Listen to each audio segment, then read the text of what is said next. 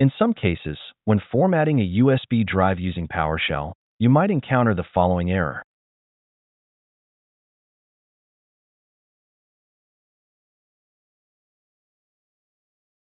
When formatting the USB from File Explorer, you'll notice that the FAT32 option is unavailable.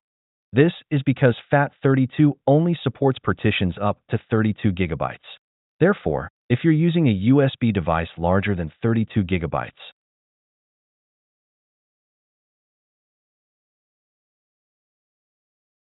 you need to specify the size in the command instead of using the Use Maximum Size parameter.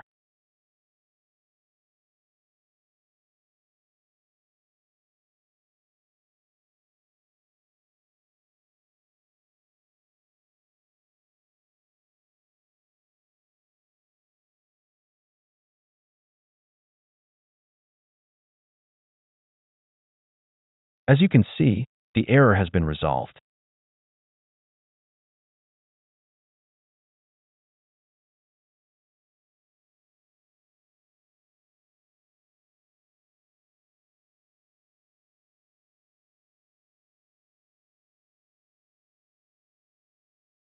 In disk management, you'll observe unallocated space adjacent to the FAT32 partition that has been created. That's it. Thanks for watching.